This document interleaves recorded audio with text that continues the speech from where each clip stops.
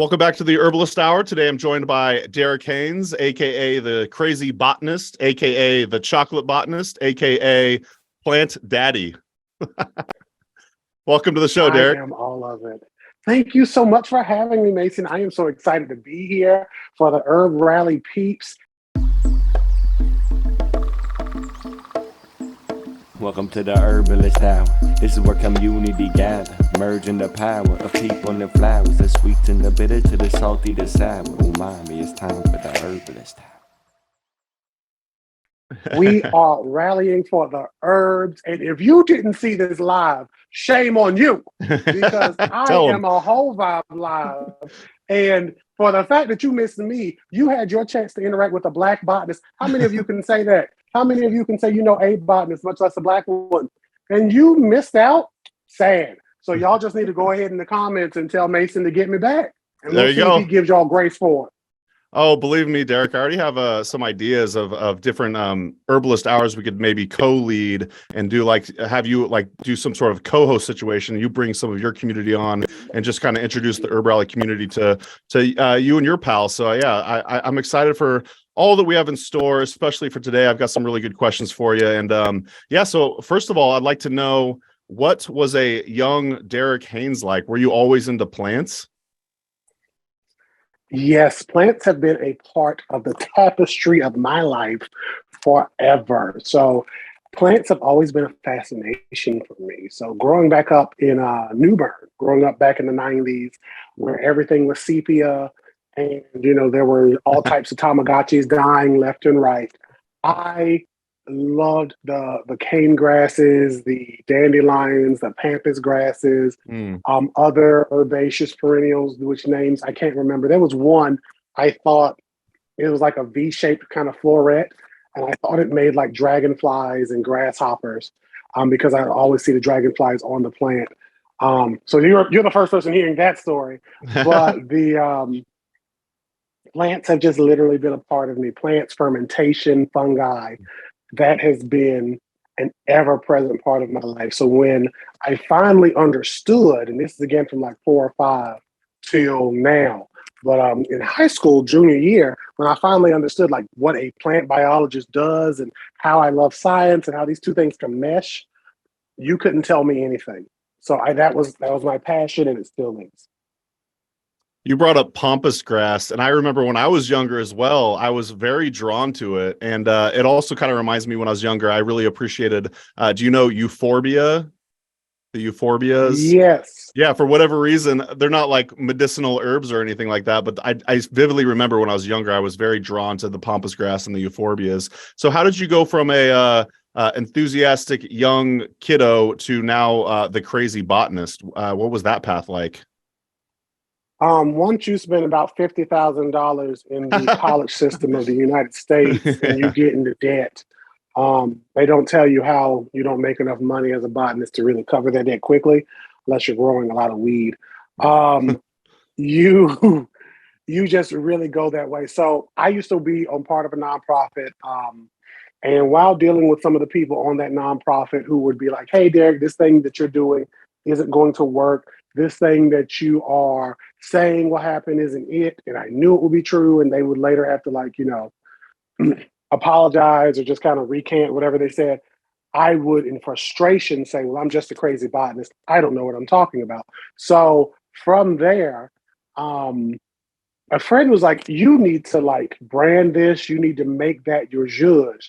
And I was like, "Oh no, people ain't want to hear me." And now, almost 5 years and 13,000 folks on the Instagram, I am really appreciative that I took a chance not only to believe in that person, but to believe in myself. So that's how this all started. Love that. Yeah. And I do have to tell the listeners to go check out Derek on Instagram. That's, I want to say currently it's at the Chocolate Botanist. You're always doing the reels, and yeah, you're always I want to say you interact with people a lot. People will like submit their questions and then you'll respond, and a lot of times it has to do with say like composting or soil health and this and that, so, which I'm actually going to get into some of those rants later on, which I'm really excited about. But have there been any say, usually I ask about people's herbal mentors, but who have been some of your botany mentors? or inspirations? Sad to say, I haven't had too many mentors. Okay. Inspirations, and I would love to have more. So inspiration in the now time. One big one is everyone's favorite Black botanist outside of me, who is everyone's favorite outside of me, is the Black forager, Alexis. Oh, yeah. She is phenomenal. She is everything I would hope I can be to people. Outside of her, I definitely love to learn more about George Washington Carver, Percy Julian, Marie Clark Taylor. Let me see, I'm missing one. Thomas Wyatt Taylor. No, Thomas Wyatt, Marie Clark Taylor. I'm messing some names up, but there's several Black botanists and mycologists of yesteryear in decades past who got into this predominantly white field and not only broke into it, like roots will break into the foundation of a house, but they literally made some beneficial changes in the ways that we see plants or we interact with farmers or some combination therein.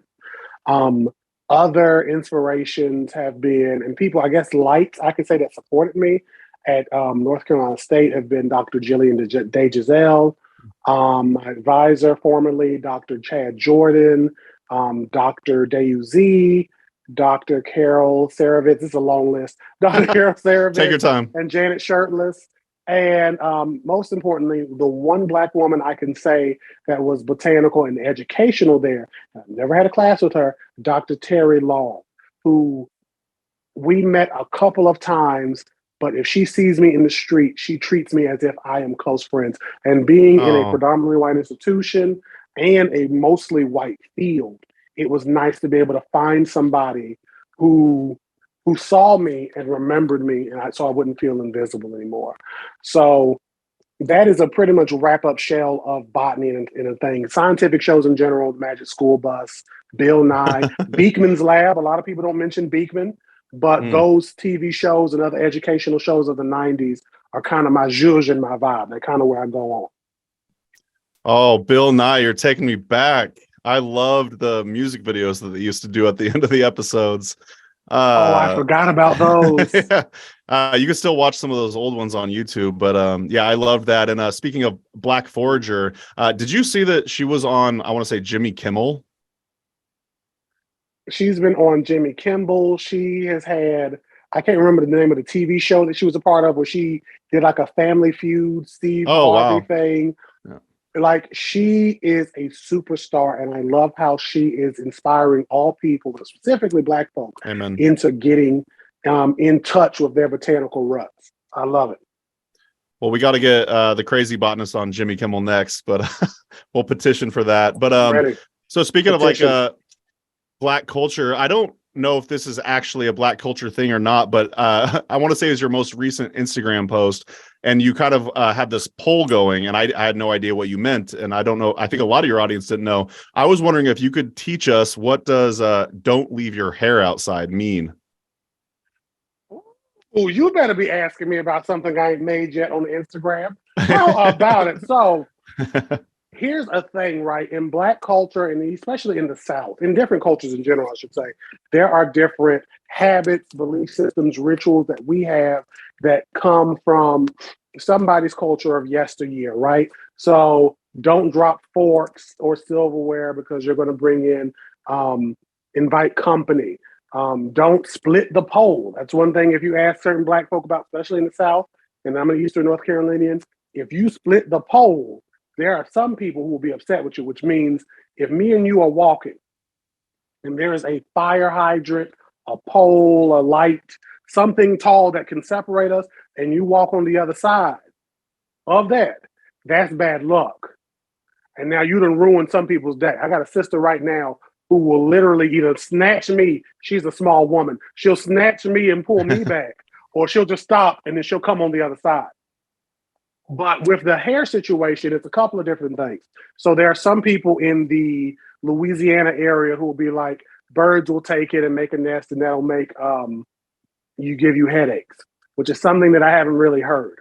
On the Eastern Carolinian southern side, if I leave my hair out, my hairbrush out in general, if I just leave hair available, if I throw hair away, that can allow somebody to cast a root on me. So a root is like a spell or a curse, and that could go from anywhere from controlling me or doing something negative, which goes into kind of the hoodoo, African-American traditional religious magical mythology. So that is what that means. So that I had an ex, Mason, who literally, anytime he would brush his hair, he would take that hair without fail and flush it down the toilet so nobody could have access to it. Because there's a belief system in that of that power, even though people may not necessarily practice hoodoo, they may not necessarily believe in it, but it's been ingrained so much in our culture that it's like, yeah, no, I don't want a root on me. Yeah, I want to say it was like a 60-40% split of people knowing what that was versus not knowing what that was. I'd never heard that. It kind of reminds me of like don't step on a crack type of thing. Exactly. Don't drop salt, throw it over your shoulder if you do, things like that. Gotcha. Yeah, I wasn't sure if it was like a botany or plant related, but there you go. So speaking of Instagram and hair and rants, I had Amanda grab me this bowl of cat hair right here.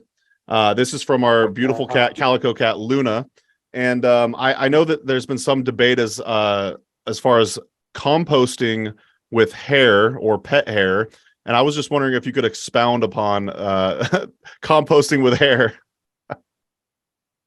So there is a guy who I think me and him should have a charity fight one day, or a charity race. He'll probably beat me because he's very wiry and I'm an asthmatic. So he'll probably win, but it's okay. I'm going to tell the people that I won because he likes to do misinformation. But the situation is he had a video posted that was like, hey, you can compost this hair and give your plants nutrients or whatever.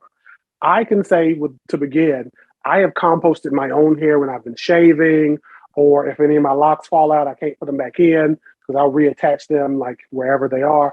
I will bury that hair rather, into my vermicompost or just like outside.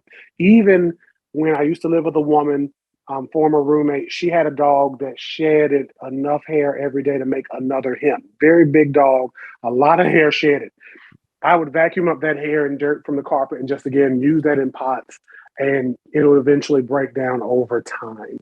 It is something that you can do to add slowly over the course of a couple of years, however long it takes for it to fully break down, slowly nitrogen into your system being the pot or your compost, right? But it's a good thing you can do, but just try not to get too gross and nasty with it. Okay.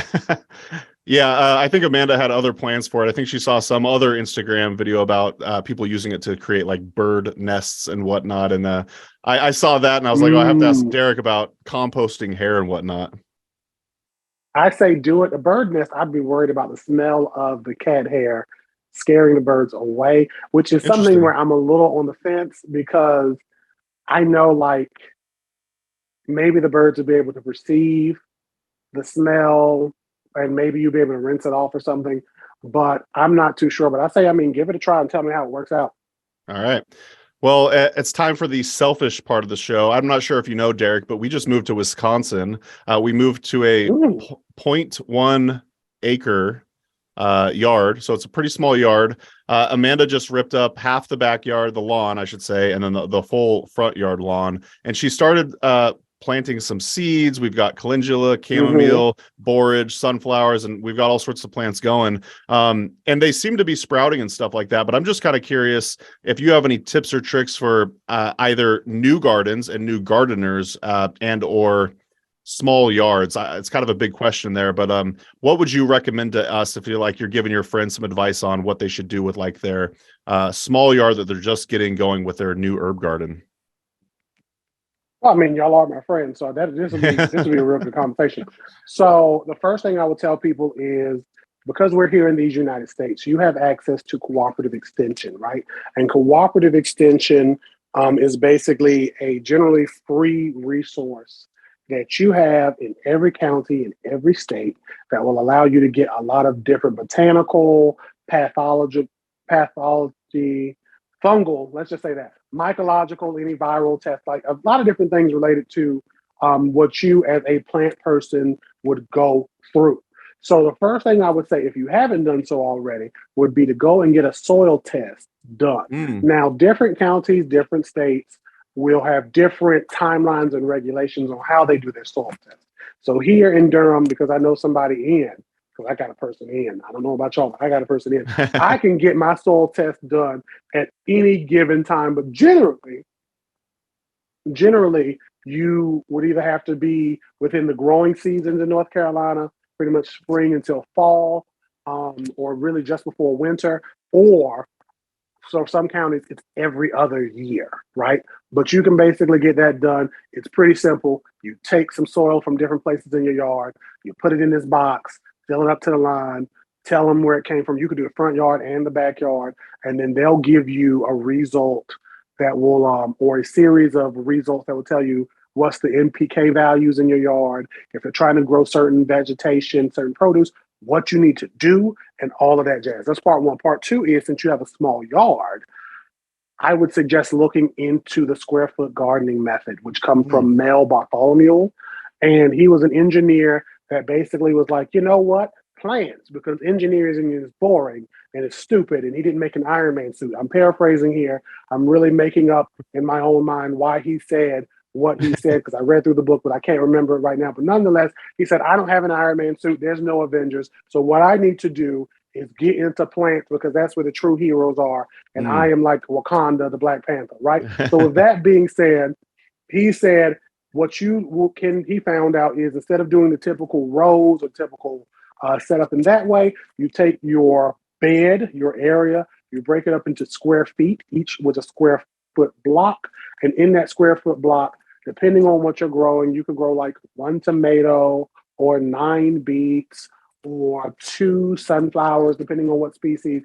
You can basically break it up and you can get more growing in your growing space. I know a lot of people will be like, nah, that's stupid. But these plants that we grow, Mason, in nature, they don't grow in perfect straight lines and perfectly a foot apart and all this other stuff. They don't do that. They grow as they grow, and they're big and beautiful. So in that same way, we can kind of manipulate our situation in order to get that out. And with your soil test, that will tell you whether you need to add compost or certain slow releases or whatever have you.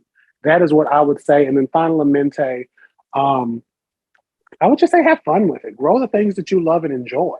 You know, if you know, after a hard day of working and teaching us about the herbs and rallying us together, you like to look at a bunch of different flowers, then grow you some flowers. I have sunflowers outside because I like to look at different flowers when I come home. So I would just say, at the end of it, have fun with it. But soil test will definitely give you where to go and what to start from, so that way you can have the most success in your yard. In addition to observing different patterns, watching for like how light breaks into your yard, so you know what areas to grow what, and just keep growing and going. That's it. I started taking notes, but then I realized I edit these podcasts myself, so I'll just take the notes when I edit them later. So much good stuff there. So many practical takeaways. Amanda's going to love to hear all of that. I especially appreciate that last tip about just grow what you like. And that's kind of what we're doing, you know, like, Amanda's a big sunflower fan as well, so we're growing a bunch of sunflowers. And my friend, she's an herbalist, Pat Greathead. She's also in Wisconsin. She's like, "Hey Mason, I'm going to get you some angelica seeds." And I was like, "Oh heck yeah, I love angelica." So yeah, I can't wait to just have like a kind of a wild. Do you like angelica too? I feel like I might have grown angelica once, but I haven't grown it in forever, if at all.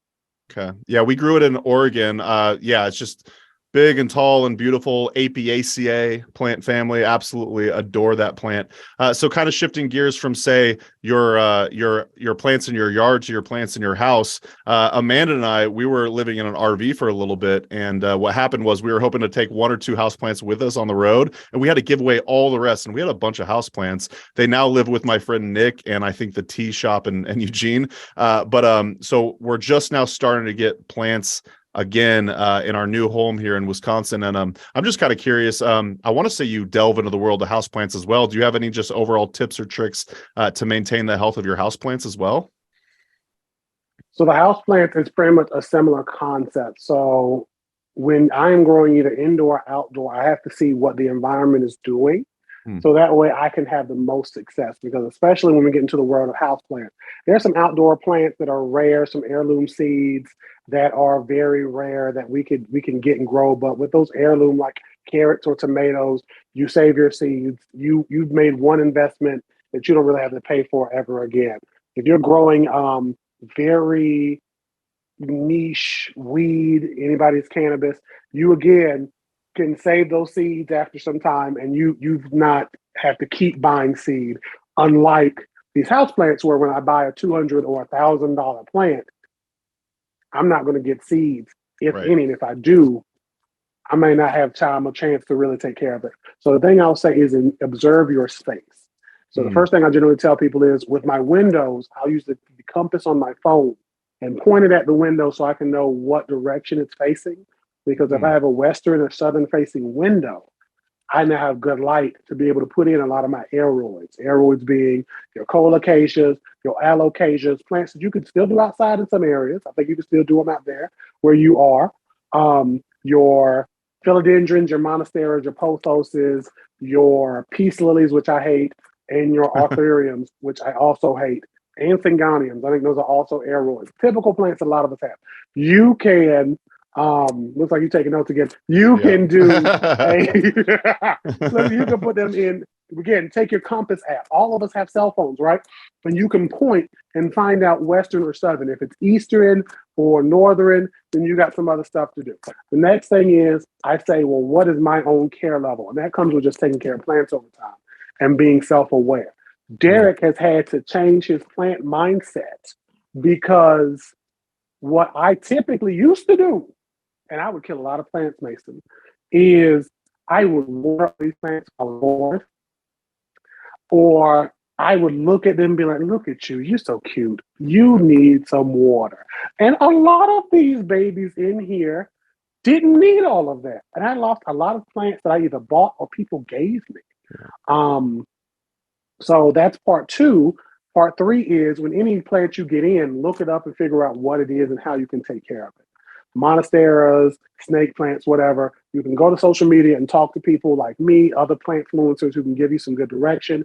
You may have to pay them, because you don't expect people to work for free, because slavery's been over since like 1865. Juneteenth is almost here. And the other part is, you could Google it and just find like a reasonable, real resource that will tell you how to take care of these plants. So that way you can have success. I have a clivia over here I'm looking at, and this clivia is hanging on for dear life. Okay. In the next month, it'll probably be with Betty White. Okay. So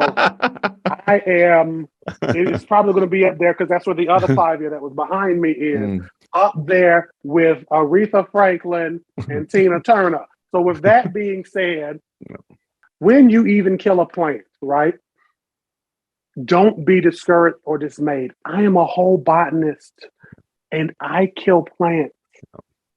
My plants die, my plants wither away.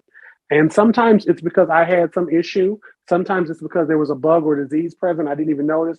Sometimes it's something that I don't know. Maybe it was me, maybe it was the situation, who knows, right? So be gentle with yourself when doing it. But again, have fun. I have maybe 200 to 300 plants in here at this moment. On average, between indoor and outdoor, probably 500 plants at some shape or form, either in recession, in dormancy, or whatever. With all of these different plants, I've had to learn each of their different quirks. They're like children, right? Anybody who's a parent knows all your children are different. So after I've learned all their different quirks and then learned myself, I'm able to know this Christmas cactus I'm taking care of, it doesn't like a lot of water. So I give it very small amounts of water, or sometimes I forget to water it. I don't remember the last time I watered it a couple of weeks ago. But sometimes I not water it for 3 or 4 months, and then I'll just water it all the way through, and it's good. I have another plant which was going through a little bit, and it died. It was a fern. It needed a lot of humidity. I left for 3 days to see my family. Humidity wasn't there, and it died. Things happen. So we pick it up where we can. We acknowledge our weaknesses, our areas of improvement, and we give ourselves gentleness as we grow these plants. I love that. So I've got this like ivy over here in the corner. This is the first podcast I'm doing. Oh, there it goes. Shit. 1 second.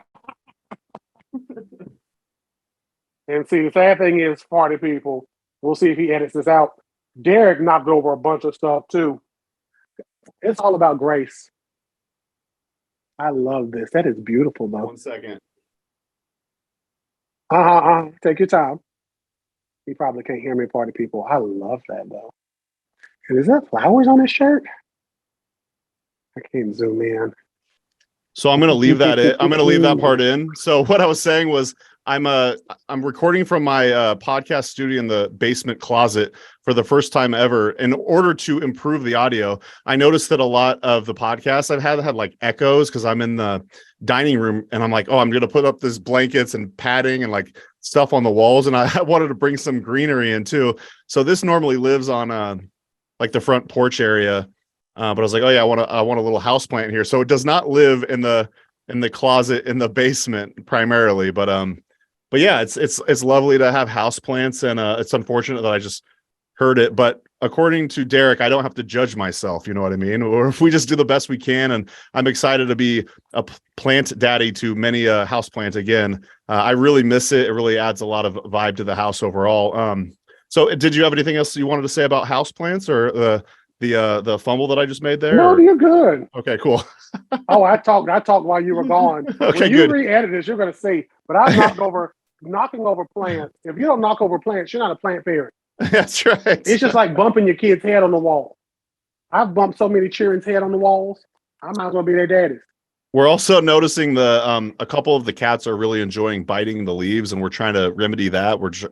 We're hanging a lot more plants, and well, let's shift gears a little bit. I was alluding to this pre-show. We're trying out a new segment. It's called Giving Flowers, and this is a way for us to kind of like honor and be kind to the people that have been influential in our lives and our work. And dear listener, if you like this segment, please let me know. I just had the inspiration one day. I thought it'd be really fun, and I like the botanically themed title of it. So Derek, how has Delphine Sellers and her sister Lucille been beneficial in your life and changed your plant path?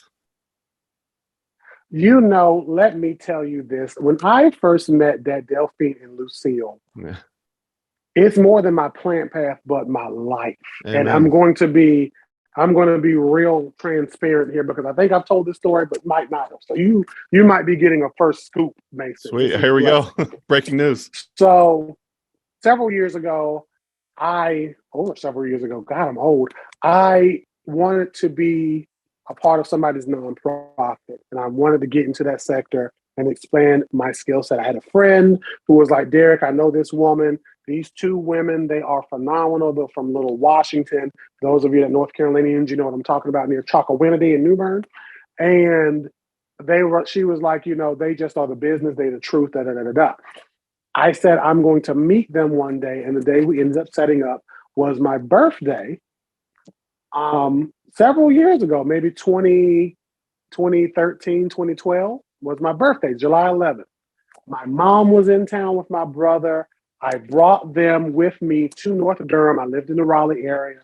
And when I got to the area, this country patch behind this church, Mount Level Baptist out there in North Durham, it reminded me of my great-grandmother's yard.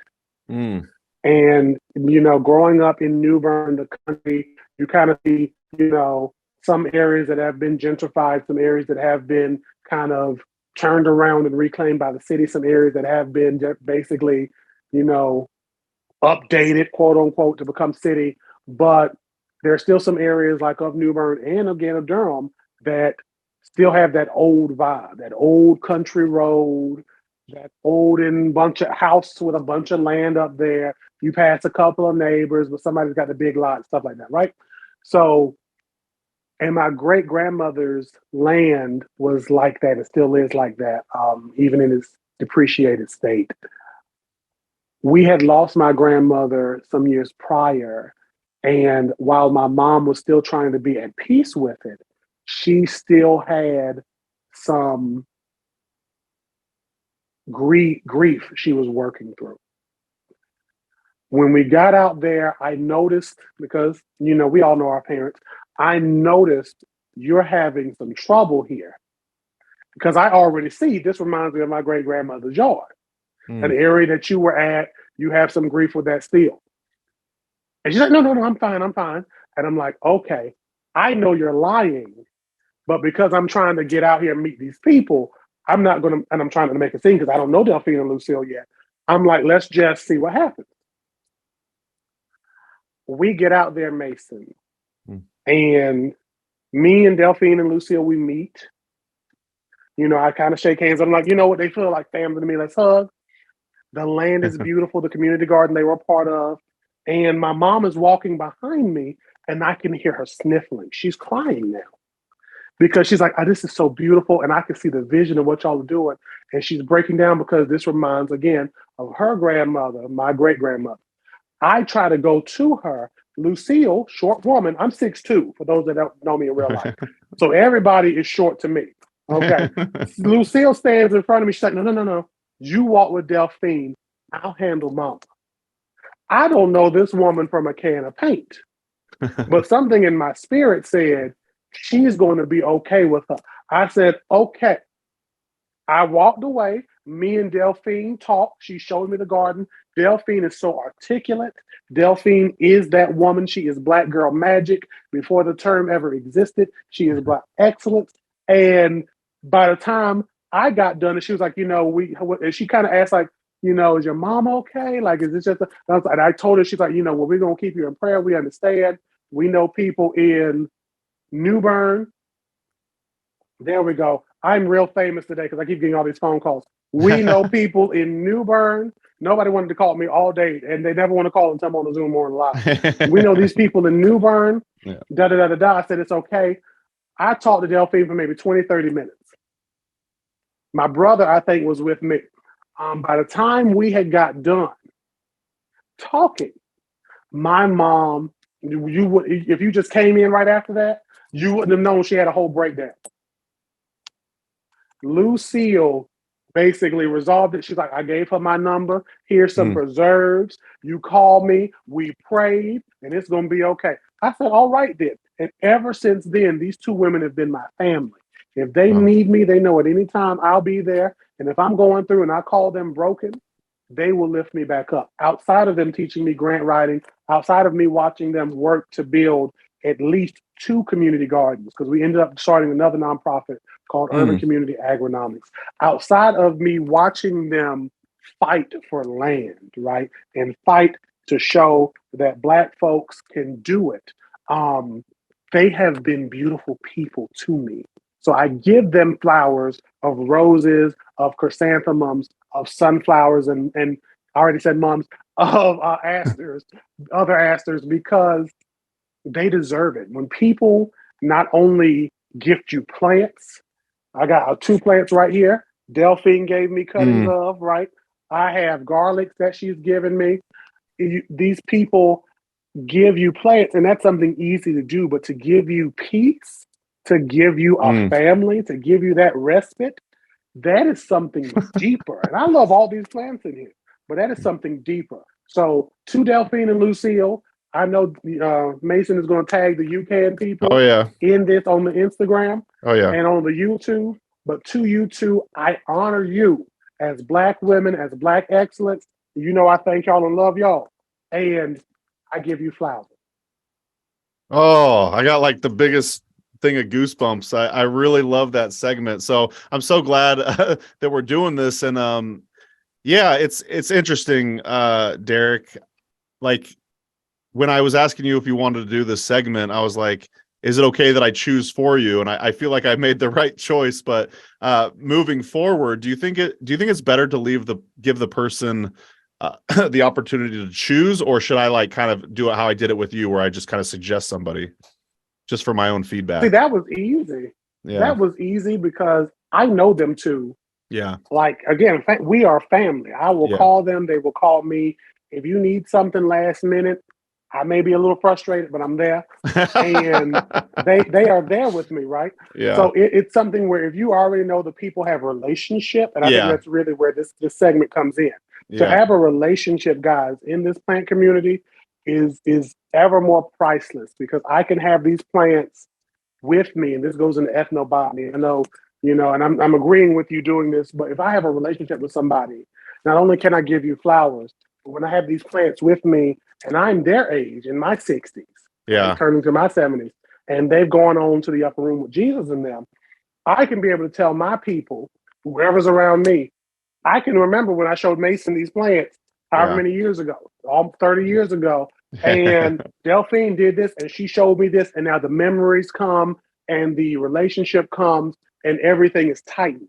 So I say definitely yes. If you already know, like, hey, they got a relationship with this person or they've done something with this person, definitely. But definitely, like you did with me, still give me the room. But I loved it and I'm here for it. And I thank you for that. I love that so much. Thank you for sharing, Derek. Kind of along the same lines, I was hoping you could tell the audience about the project that you may work on in the future at some point. It's called the Botanical Green Book. And this isn't to be like, hey, Derek, remember when you were doing that for HerbRally? This is really just to highlight the actual project. I know that you've had a hell of a year and 2 years or however, whatever. Like, we don't even need to go into that because no big deal. Oh God. I don't even want it to be presenting in that way. What I really want you to do. Yeah, okay, good. Because I think me and Amanda would love to go to North Carolina, hang out with a bunch of people at some point, and do some filming with you, and maybe do some continuation of that project in some regard. But besides that, I'm just kind of curious. I would love that. Mostly, I think that'd be rad to do it in person, and especially with all the connections you have over there and everything. But I think the story itself as to why you want to do the project is a fascinating enough topic alone. So again, not to like go over the be like, hey, Derek, why didn't you keep doing it? But more like, can you tell people what your inspiration behind the Botanical Green Book is? So that is a very good question. So here's what had happened. Derek had wanted to do a TV show or do some type of show because I would get hit up by TV people and it would go nowhere. I would do interviews, I would send in content, and this is for any of you who are getting hit up and just going nowhere. It feels like you're going nowhere, I should say. I would be frustrated because I know I'm a whole vibe. I'm a whole personality and I'm not hearing anything from these people. And there were some people in my life, some sisters I support and I trust, who were like, why not just do your own thing? And I was like, but the TV, they're already doing it. So I reflected. In addition to, I had wanted to have like a Black directory of plant folks to be able to go through and to do stuff with. And for some of you who are listening and you're like, he's mentioning Black a lot, I am. And if you have a problem with it, you need to look at the man in the mirror because you got an issue, not me. But I support the Black folks and I go with Black folks for plant stuff because we are a part of this field and the foundation of it, of botany, of horticulture, agriculture, in whatever way you want to spin it. But we oftentimes have ran away from it, from negative connotations related to the transatlantic slave trade. So I wanted to do something, and I don't know if I was praying one day or reflecting, but it was kind of like a green book. And I just kept being like a green book because it's just a book of green people. Then it was like, wait a minute, the green book. Yeah. Like what Black people used to make sure they were going to safe spaces and safe places back when traveling as a Black person meant that you could most likely turn up dead or never turn up and be dead. So I ended up basically pushing the show or pitching the show to Mason before life hit me and I dropped it. But I pitched the show to Mason and Amanda to be like, hey, this I want to do, and this is the reason why. And again, as a quick background, the Green Book was a literal book that told you as an African-American person during the Jim Crow era, this is how you can traverse the world as far as the United States and be able to be safe. There are still cities that are called sundown towns where if a Black person is there after sunset or even as it arrives there, they will either be chased and have to escape with their lives, or they will be dead. There are areas of North Carolina even that I still know where I'm like, I'm not going to go there, because me as a 6'2" African-American person, no matter the height really, as an African-American person, I'm not welcome.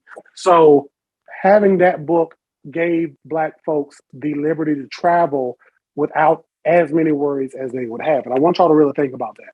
To be able to traverse the world as we can now, you, Mason, you can go to any park, any trail, any field with anything on you. You could have an assault rifle on your back.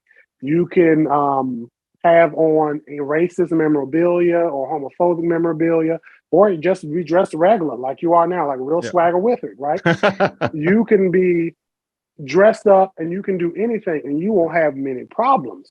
But even to this day, there are some areas where I will go to or be in where I'll have to notice, like, is this person looking at me because they're attracted, or because they are looking past me, or is it because they're looking at me in fear and terror, which has happened in this neighborhood I live in. Sure. Where there was one guy who used to take walks at night.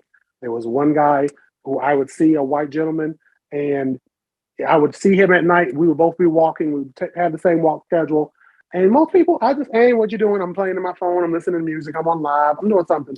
But him, I would notice he would look like I was a Gila Gila monster. And he would like either go to the complete opposite side of the street, or he would just like, he just would give me suspicious vibes. So I stopped walking. Yeah. I simply stopped because I'm like, I don't need myself to be a hashtag in a negative way because somebody's fear and apprehension at my Blackness done made me dead. So that's where that green book idea came from. And I wanted folks to be able to know these are the Black plant people and the plant shops you can go to where you won't feel like an outcast, where it's like some plant shops that still have it today. You won't be supporting somebody who really don't support you. And you can find Black people to give your money to. Yeah, I love that project idea, and I think it is really important work, and I hope you do pick it up, whether with its HerbRally or not. I think it's a really neat idea, and you should feel welcome and everything like that. Have you ever seen the Key and Peele skit called Hoodie, I want to say? Basically, the hoodie one where he puts the hood, he's getting pulled up on. Yeah. And I love Key and Peele, and because they would talk a lot about race in a funny way that would make you think. And I love that, right? So I'm noticing I keep looking over here because I'm used to my camera being over here, but it's actually over here. So this is going to be a fun thing for you to edit because I'm not looking nowhere. So the Key and Peele skill, he's walking up. There's like a policeman, maybe woman up on him. Mm-hmm. And right before the policeman gets up, he flips his hoodie up. And it's like a white face on the side. Yeah. And it's like, oh, ha, ha. And I wish I had that. If that was something that was really real, I would pay big money to be able to make sure, especially when I'm in some areas that or in some situations, I would have no worries. Big money I would pay, and I'm as cheap as can be. It's big money. We love Key and Peele too, and it's interesting how like Peele has kind of started doing like more horror type genre movies, and it just shows his range and talent. But that Hoodie one was the only time a skit of theirs actually gave me like chills, and like it really makes you feel a certain type of way. And it's just really well done. It's short and simple, and it packs a big punch with the message. Another one of their skits is all about black ice, or black guys. I don't know if you know that, but anyways, that one's just really watch funny. Out for dangerous black ice. I love that one. The other one, even where the aliens are, it's like a zombie apocalypse or an alien apocalypse. And they're like, oh, is this person an alien? Oh, yeah, he trusted us. And then one guy's like, I have no money, please. Ah! And he ran off. And I'm like, you were racist, but you could have almost got shaved. I think they ended up shooting him in the head. And it was like, yeah, he was an alien. So it was hilarious. Their stuff, and Peele's, Jordan rather. Yeah. Jordan Peele, even in that show, because when you really watch some of the stuff, there's still like horror things in there, Totally. Like the Jamaican vampire. I haven't seen that and one. It's like, oh, like that. You have to look it out. I'm not even going to ruin it for you. Okay. Look up Jamaican vampire, Key and Peele, Okay. and you'll see. It's like, oh, like when you see his movies and then you rewatch the series, it's like, oh, I see what happened. This was you. I'll have to check that out. Yeah, I've seen a lot of their stuff, but I haven't seen that one. But so making the natural transition from Key and Peele to hibiscus, I was asking you about what plant do you kind of want to talk about in the show, and you mentioned hibiscus. So I was hoping you could kind of teach us a little bit about hibiscus. Hibiscus. So Derek has his tablet here because I want to make sure I'm not saying nothing wrong, because I know you people, you HerbRally people, are phenomenal, knowledgeable folks. And what I don't want to do is have a bunch of people like, he don't know what he's talking about. So Here we go. So for Juneteenth, for this month, typically when I have an event that I'm going to for Juneteenth, where I'm actually like, I have a sister who will have a house party for Juneteenth, I will make a red drink. And this red drink is significant in the Black culture, because if you talk to your African-American friends who have a trust in you, if you're not African-American, and you ask them about red drinks, red Kool-Aid, red something, there's something about that color that just makes me want to drink something.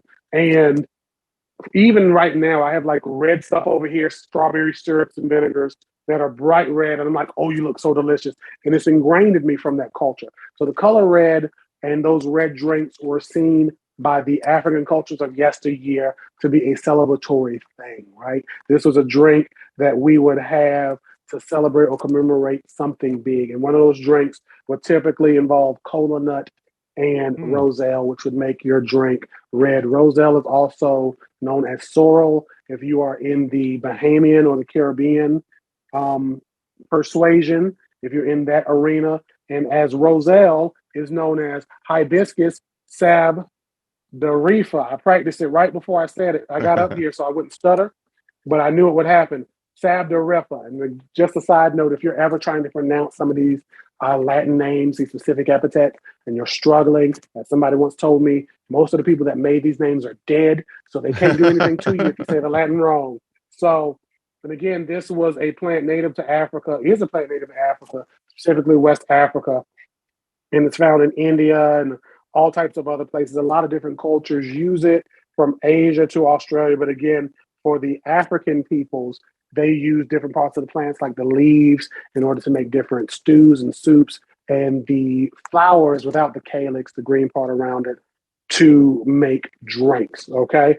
In addition, if you go to a Latinx or Hispanic restaurant, and they have something called, it's spelled Jamaica, but it's pronounced Jamaica with that H. That is also sorrel. That is also the hibiscus. So typically it'll be right beside the horchata. So the beverage is typically made with the flour, some cola nut, maybe some cloves, and they add sugar to it to sweeten it up. So typically with my secret recipe, I'm not going to tell you more of my recipe, but I will use a bunch of sorrel, some ginger, and other top secret herbs I'm not going to tell all y'all because y'all ain't going to be in my business, along with some sweeteners, in order to make a bright red, fruity drink. With me, sorrel is more of an earthy flavor than I would typically like, than most people would typically like. So if I use it in a tea or a drink, I typically, or if you get it in a tea, I should say, it's typically combined or paired with something that gives it a more fruity or sweet flavor, like strawberries, or something floral in nature, something fruity in nature, because it can be kind of earthy and that can take some people aback. So typically I mentioned strawberries, use some strawberries to add something to it, or another earthy herb like cinnamon or ginger, in order to improve its palatability.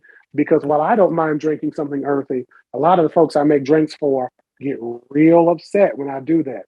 And they talk about me real bad, Mason. They talk about me real bad. So that is what that plant is. I'm growing that plant outside right now. Again, it's an hibiscus. So I'm growing it in zone 7 in the United States. Hopefully I'll be able to harvest some, because I got a couple of plants outside. I got one from a person in Atlanta whose name is escaping me right now, but I'm real upset that I didn't remember it because she is awesome. Yeah. And this is actually the shorter of the comments that I have. That is all I can say about the hibiscus or the sorrel plant. Yeah, that sounds delicious. Can you remind me what you called that drink? Was it just red drink, or did I miss that part? Yeah, you can be a red drink, or again in the Jamaican. Did I say Jamaican? In the Caribbean, it's called sorrel. Oh, SORREL. gotcha. That's really interesting that they include cola nut too. I want to say there's caffeine in that plant. So maybe I believe so. Yeah. Yeah, that sounds absolutely delicious. I'm gonna have to look up some different recipes. Not Derek's recipe. He's got a secret recipe. So oh yeah, that recipe ain't online. Recipe ain't online. I got it, and it's actually probably hidden somewhere in this house because I wrote it down, and I don't remember if I wrote it down on this iPad or in my secret recipe book that's hidden under lock and key. Okay, well, we're going to continue along with some plants. This is a pretty common plant. It's called banana, and I've seen banana. I've seen banana and banana peel mentioned on your Instagram quite a bit recently, I want to say. And I'm just curious if you could speak to anything about bananas, banana peels, or if you want to go on any sort of rant regarding GMOs, or if they're all connected somehow. But if I say the word banana, what does that want to bring up for you to kind of talk about? So to any of the African-American people listening who support a gentleman called Dr. Sebi, I want you to listen real close at what I'm about to say, because this may offend you, especially if you're listening. You probably don't like me because I talk bad about Dr. Sebi, but it's okay. He's dead, so he can't hurt me. When it comes to the banana plant, bananas are in the genus Musa, Musa, and the banana plant has a varied history within the United States and within the world, because number one, the plant in a long time ago, prior to human intervention, had these hard seeds that did not make it as easy to eat as it is now. So imagine if you peeled your banana and you couldn't just bite, but you had to like scoop seeds out, right? That wouldn't be something you can take on your runs before you go to the Starbucks or to the Target, right? Yeah. So you couldn't just give this to your 2-year-old and just mush a banana, because you'd have to take those seeds out. So over time, the plant was bred to have basically sterile seeds in it that were of no effect to us as a people. Part two is, if you go to a place called the Banana Republic, and I'm going to come back to GMOs and CB, if you go to a place called the Banana Republic, that name comes from basically U.S. meddling in the affairs of South America, where those bananas were being imported from, where people were trying to, and the story, I should have looked it up, but you got me with this one. Yeah, so yeah. Derek is going off of memory, guys. Yeah. Derek is going off of memory, but look it up. So the American peoples were like, Some people were like, we don't want to pay more for bananas, so we're going to overthrow political leadership in a South American place in order to get bananas to be cheaper. And those banana republics ended up being the inspiration for the name of that store that I don't go into because they don't have clothes that fit me. Part three, when it comes to banana water and any of those plant hacks, all you're doing is wasting your time. And if you wanted to waste your time, I would tell you to go and mop up the sea floor, because I think you would have more chances to finish that than making something really reasonable with banana water. Banana water is the process of taking your peels and you put them in water, and it's supposed to give your plants potassium. And we say that because all of us know to a certain extent that bananas have a decent amount of potassium. So the peels are magically supposed to have all this potassium that you can then transfer to your plants. What does potassium do in your plants?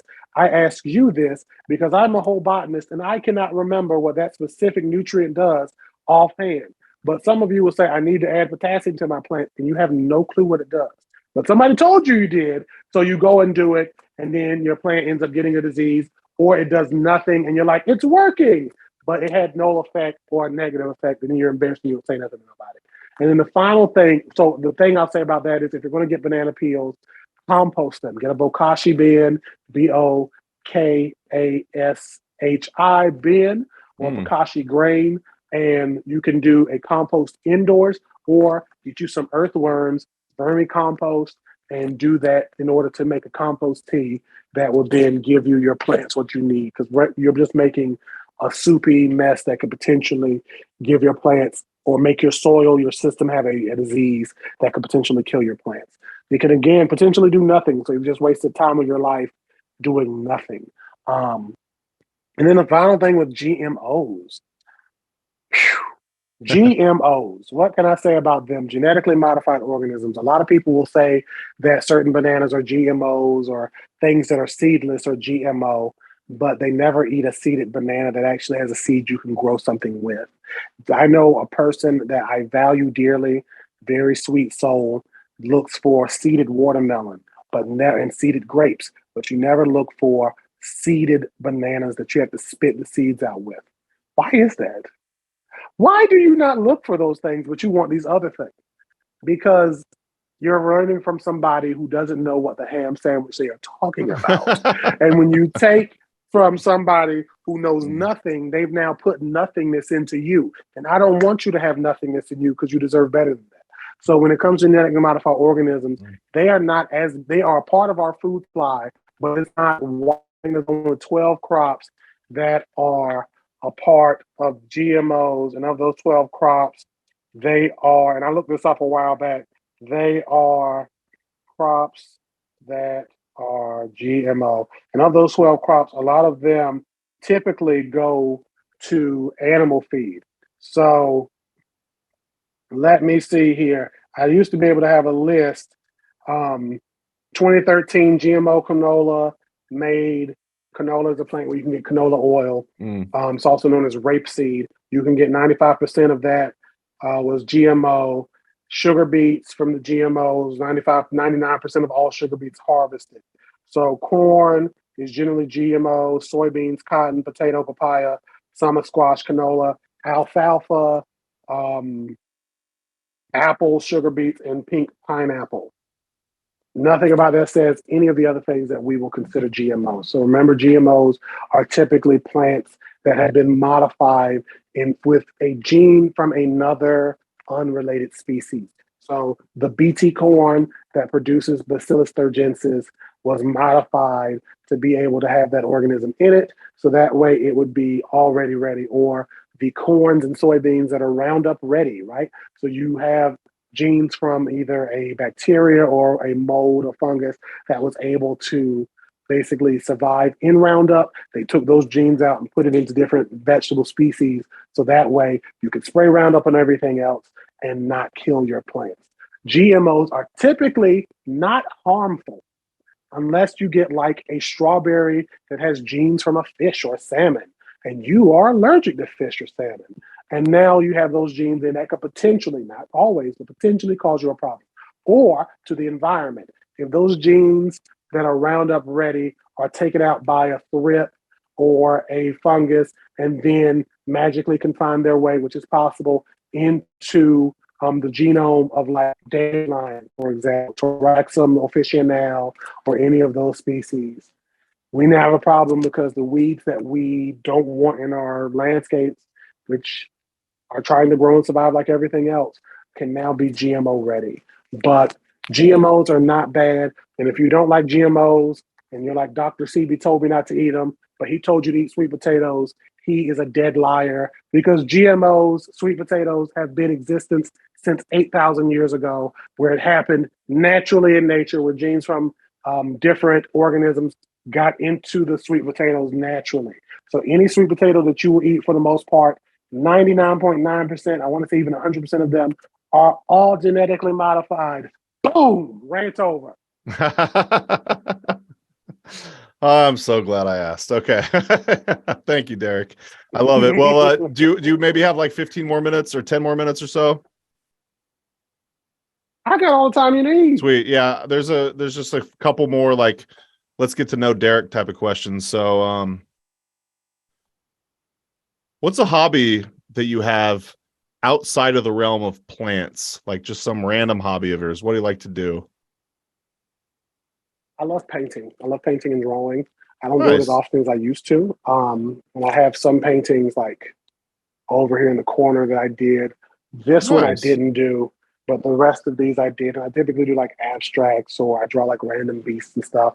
Cool. I love painting pots, which kind of deals with plants, but doesn't. So that's something I'll typically do. I'll spray paint some pots, do some marbling.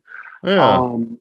And like if I typically give a person a gift and the pot is painted, most likely I did it. Especially if it's like abstract or marbled or ombre, chances are I did it. So those are some of my hobbies.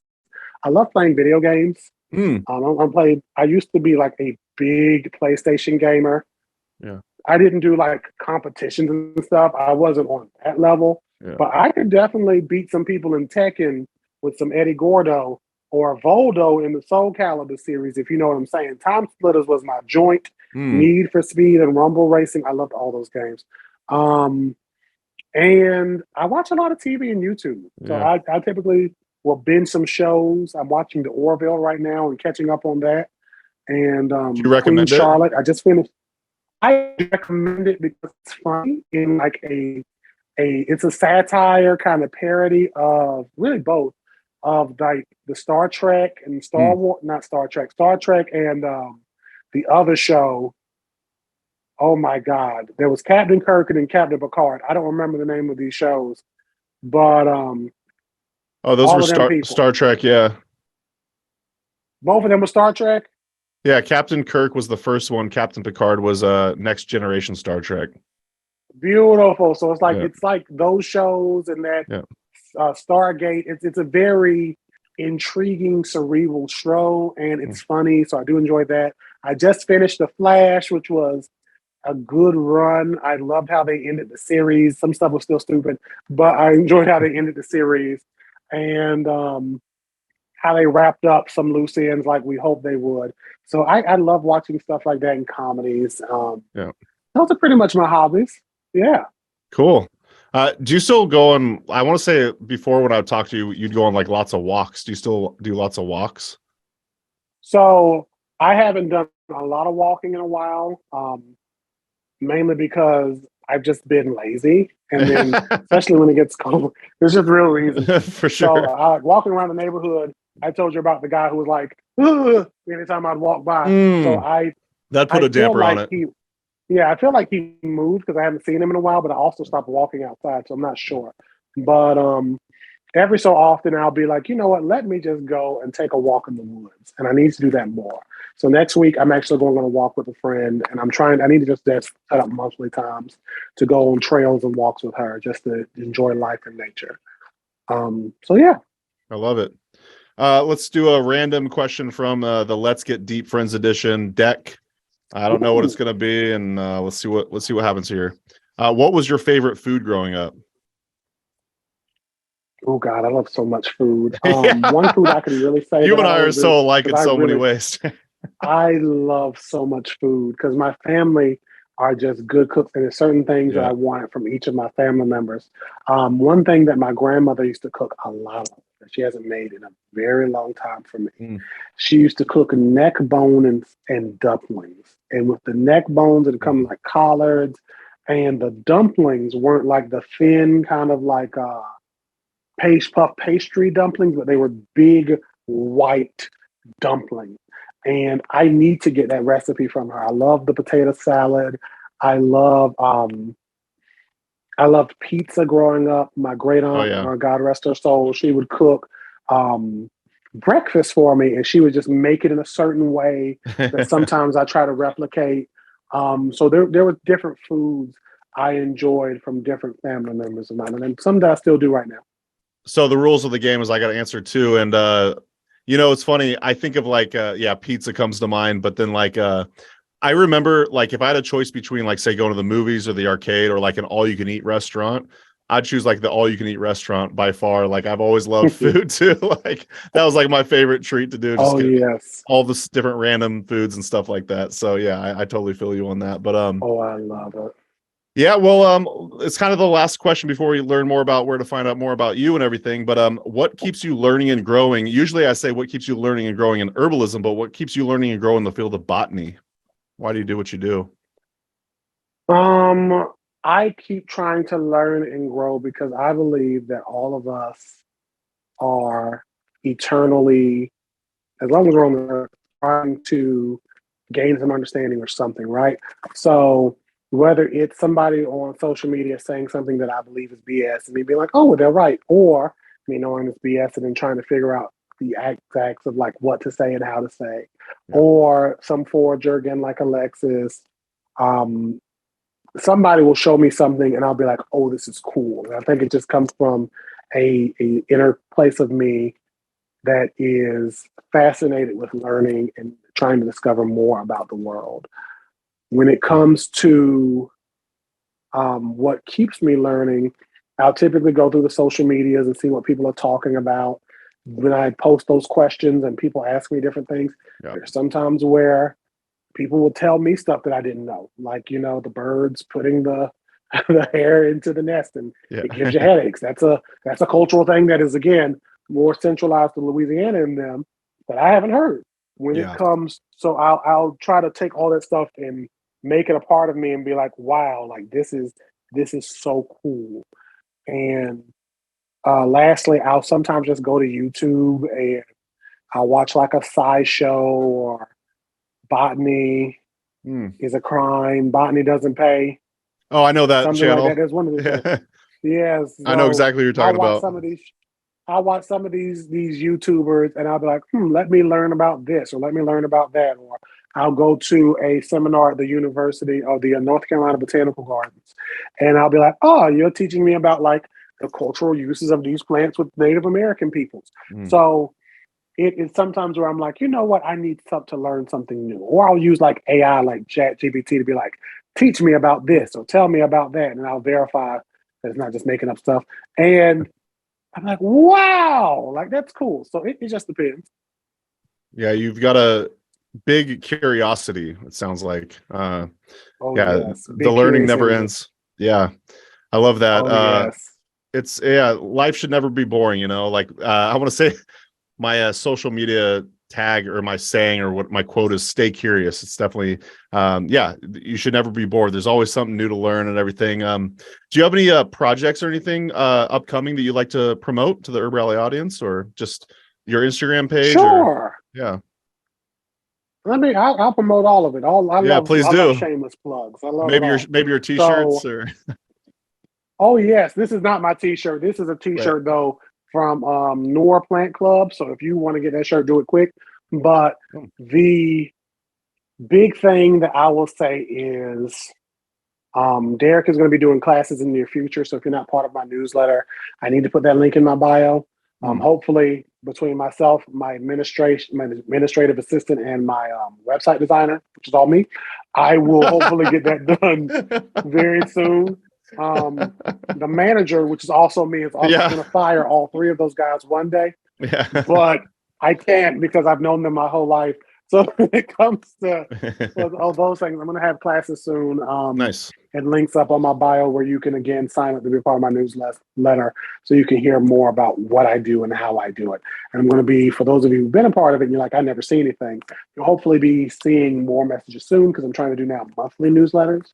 So that way I'm not flooding your inbox. Because one thing I hate is when organizations just mail me every week about something or every month or newsletters that I'm now signed up on. I don't know how I got up there. I am not for some of these things. And somehow I'm just part of it and it's just like done. So you'll be seeing that I am selling merch on my website, thechocolatebotanist.com.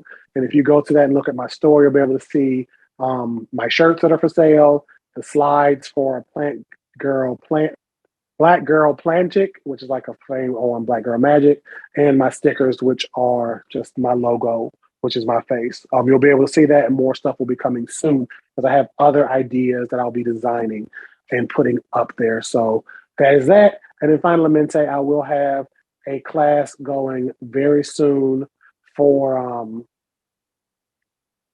the American Underground, which will be for their members. So if you are in the North Carolina area in the Triangle and you're at the American Underground in Durham, you'll be seeing me in July. And for those who are familiar with Durham bottling, I am talking with them to do a course or class there very soon. I am a part of the North Carolina Botanical Gardens Board of Directors, so I'll be doing stuff with them some way, shape, or form soon. And again, if you follow me on all of my platforms, the Facebook, the Chocolate Botanist, the Instagram, the YouTube, I am a Chocolate Botanist everywhere, including TikTok. The only place I'm not is on Twitter, where I am Crazy Botanist, because Elon Musk didn't want me to use the whole word chocolate. He didn't. You can't put all those letters in there, and I don't understand why they put a limit on it, but it is what it is. So follow me, check out my website. It takes you to every place that I am, and more will be seen from me soon.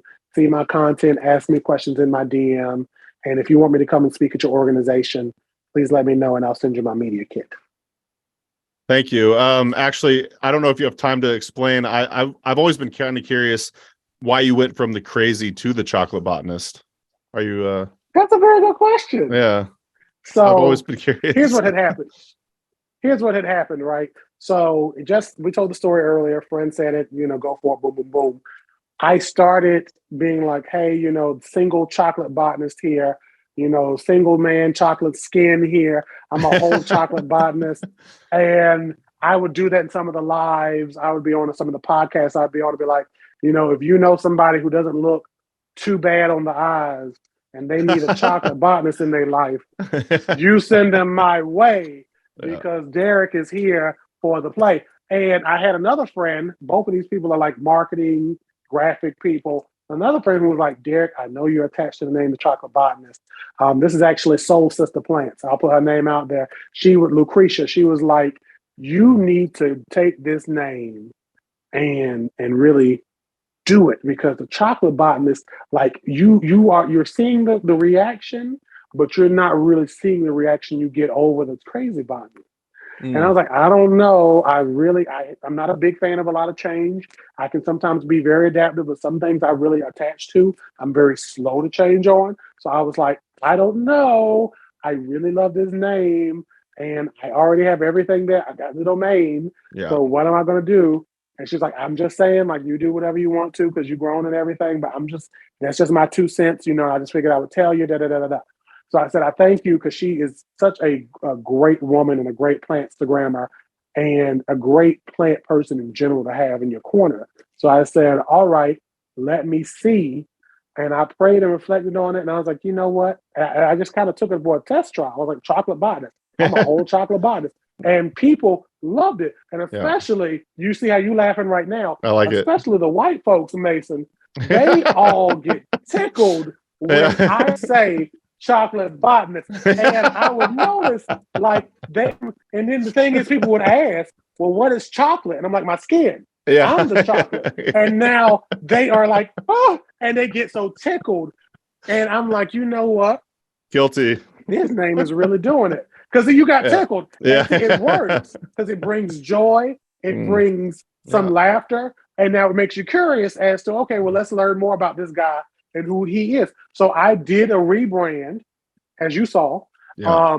And I still own both domains. Sure. And I will own, because I've been using both names. So I have all of that there. I had the trademarks and everything, but I was like, So that's what had happened. It was literally a great Black woman who said, hey, like, I really think you struck gold here and you need to go with it. And again, me being a whole African-American chocolate skin, like, looks so delicious. Like, look at this. Look at this. I make chocolate products I rub on my body so I can smell and taste like chocolate. And the people love it. So that is how that came up. I'm glad you asked. I'm glad I asked too. Right on. Well, again, that's thechocolateBotanist.com and at the Chocolate Botanist on Instagram. Of course, links will always be in the show notes and YouTube description and everything. Thank you so much, Derek, for taking the time today. That was a lot of fun. I know. And thank you for having me here too. Yes. Thank you for having me here. I'm always so appreciative to be in any space. And Mason, thank you for everything you and Amanda have done here and in the background. I appreciate you both. I love it. Thank you so much, Derek. We really appreciate it. And let's definitely do a round 2 and a round 3 and a round 4 and all the above. Let's continue to hang out and share plant stories and everything. So thanks y'all for listening, and we'll see you in the next episode of the Herbalist Hour. Take care. Hey everyone, this is Mason with HerbRally. Thanks so much for watching today's video. If you liked it, please give it a thumbs up and also go ahead and subscribe. We come out with new herbal content each and every week. If you didn't know, HerbRally also lists herbalism events. We list herbalism events chronologically. We list them also by state. So you could just go ahead and search by Oregon or Wisconsin or wherever you live. You can find out what herbalism events are happening in your neck of the woods. We also list herbalism events, virtual herbal events. So if you can't make it to an in-person conference or plant walk, we list lots of virtual events as well. To find out more, you could go to herbrally.com/events or herbrally.com/virtual. But if you can help it, I would highly recommend trying to go to an herbalism conference. Those are some of the best learning experiences I've ever had, and that's where you can find different herbal teachers, and then maybe you could perhaps take their apprenticeship. But yeah, just do what you can. Get out there and learn about the herbs, you know, like yarrow, dandelion, corn, you know, all the above, like all the medicinal herbs. And we'll see you out there. Hope to see you at an herb conference. All right, bye.